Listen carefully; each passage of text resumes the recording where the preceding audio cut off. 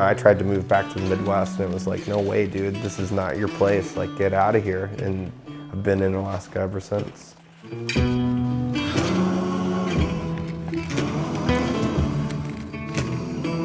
I feel like in the summer I'm chasing fish and in the winter I'm chasing snow. Splitboarding it's a snowboard that is split in half for skis, and the skis are designed for uphill travel. So it's essentially turns your snowboard into telemark skis, which allow you to place climbing skins on the bottom of them, and then you can use the climbing skins to go uphill.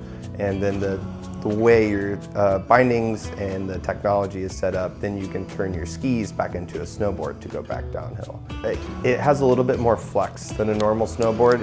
It definitely isn't the same. Okay. It's a backcountry tool. Woo! Going uphill is a lot more of an acquired skill than I realized initially. I thought it was going to be a breeze, and that wound up being more exhausting probably the first really year that I went out until I started to get the hang of it. Here we are, high in the Kenai Mountains. See the Patrick in his natural habitat. It's way nice to just be able to fly down the mountain, so to speak, literally. I try. All right, boys, dropping.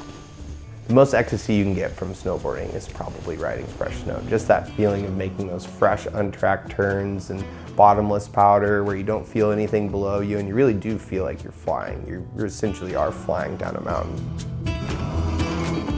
You never think as a human you could ever do something like that, but all you gotta do is strap a piece of wood to your feet apparently and go down a mountain, and you get this feeling that you can't reciprocate doing anything else. It is really fun. It is like surfing the earth, so to speak. And it's just, I don't know, there's something to be said about having snow stuck to your beard just because you make one turn, it splashes up, and it's like, it's kind of an unexplainable feeling, really. You know, you can literally hike for 2 hours to go do a run that's only maybe a couple minutes long, you know, from top to bottom, and it's worth it. There's kind of no other way to explain it. It's totally worth it to hike for hours to just get like a few seconds of riding in fresh powder. Straight line through some big pow field and slash and spray the snow in your face. It's kind of like nothing else. Sometimes like at the end of a real long, kind of hairy run where you might have like jumped off some stuff and it's like it seemed kind of dangerous, you might be like shaking at the end because you're just fully jacked up on adrenaline at that point.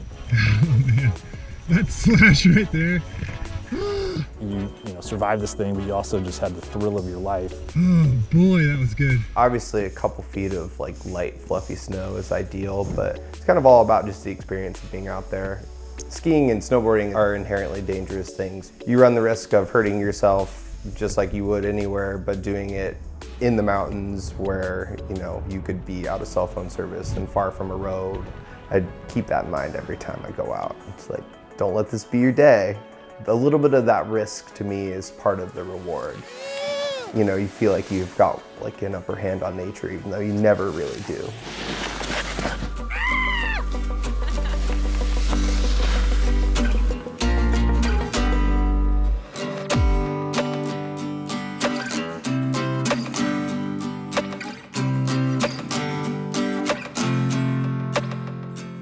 Out of 10 would recommend to a friend. I mean, it'll probably be a part of the rest of my life. I can't ever imagine not living in the snowy mountains of Alaska. It just seems like a foreign concept to me.